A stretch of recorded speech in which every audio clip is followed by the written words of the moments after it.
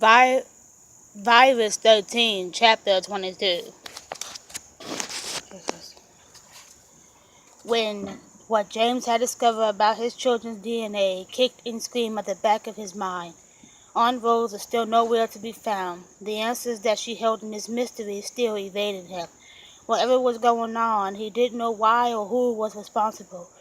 Why were he, his cousins, and his children all missing the cancer-resistant genes? The genes, he cursed himself for not thinking of this before. What kind of luck is that, he thought, that he and his wife had literally just developed a virus that could cure him and his children. It was almost 4 o'clock, so the kids were about to be released from school. He imagined they would be relieved to come home after spending more than 24 hours locked up inside there. A kid's worst nightmare. The school had undergone extensive remodeling since he was a kid.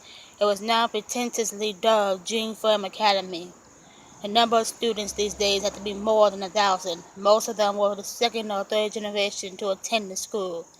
As James could testify, the company worked very hard to recruit its employees' children to come back and work there. It was Dr. Westman's belief that Gene Firm was a close-knit family business, an odd goal for a sprawling multi-billion-dollar biotech company. James reached the school just as the bell rang the day's end. The doors opened and a sea of little sneakers and backpacks poured out. Olivia was easy to pick out with her shiny black hair pulled into 2 tiny and slightly uneven pigtails. She was wearing her favorite neon pink and purple outfit.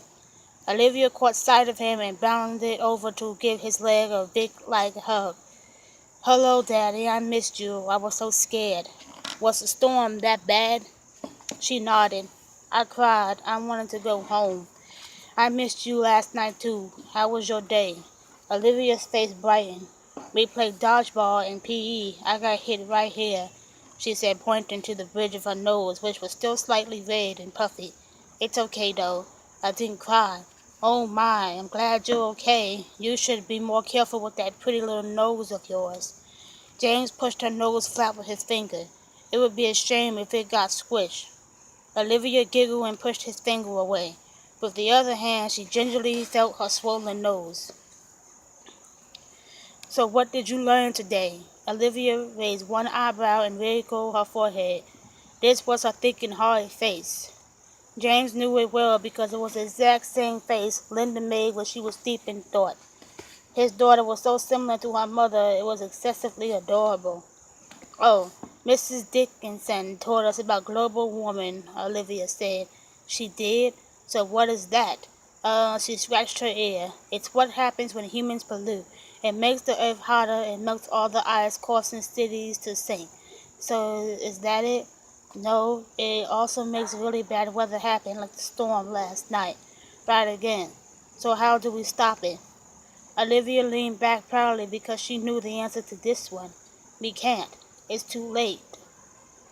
It was 10 minutes past 4, and Augustus was still nowhere to be seen. James slipped his phone out of his pocket, and sure enough, a new text message and a voicemail awaited him.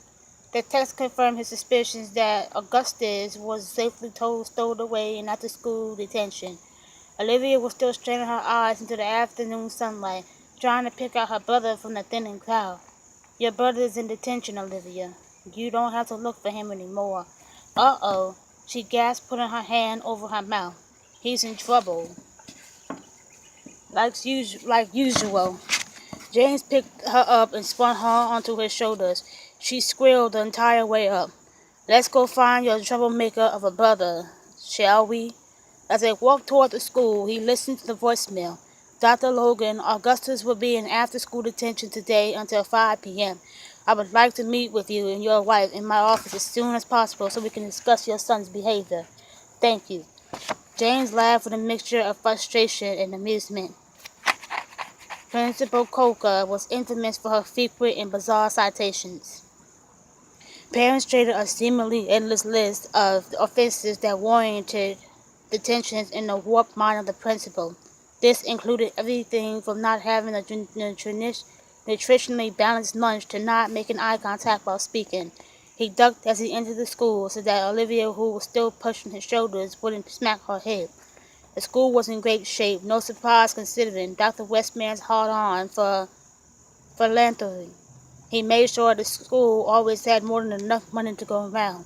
The hallways were lined with glossy oak lockers that looked like they had just been installed. They were definitely an improvement over the rusty blue metal ones James remembered from decades ago. Overall, the school was excessively successful, with some of the highest test scores in the country.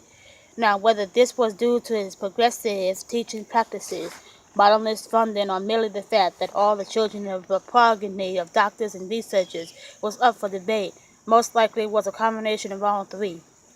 The academy itself was usually all the convincing most employees needed to move onto company property and join the neighborhood. After a few minutes of walking through hallways covered with frescoes of finger paint and macaroni art, they finally reached the administration offices. A sleepy-looking secretary looked up from her desk and gave an exhausted smile. James recognized her as Allison, the wife of a scientist that worked in the lab with them. "Hi, Allison." The secretary looked a little shocked when she saw him. "James, what happened to you? Are you all right?" He didn't want to explain the whole order again, so he lied. "Just a minor surgery, nothing serious." Her eyes stared with disbelief at his so-not freshly shaven head, where thick stubble had already begun to sprout. "I'm sorry to hear that. It looks like you're doing great, though, and I'm sure that all hair will grow back soon." "Thanks, Allison. I think it's a good look. I might keep it." "No? So, do I dare ask what my son did this time?" "Surprise, surprise, right? We usually don't see you in here. Where's Linda?" "Working late," which was sort of true, James thought. "Ah, I see. Principal Coker has been waiting for you." Allison rolled her eyes, conveying exactly how she felt about the principal's endless stream of parent conferences. "Oh, she has? I hope I haven't kept her waiting too long. Should I head back now, or is she busy?" "I'm sure she's very busy, but due to the severity of your son's misdemeanor, I suggest you go back immediately," she said with a wink. "Hey, Olivia, sweetie, do you mind staying here with Allison while I go and talk to the principal? This could get ugly." Olivia shrugged and said, "All right." James popped off his shoulders and sat her on the chair across from Allison's desk. "You don't mind, do you?" "Not at all."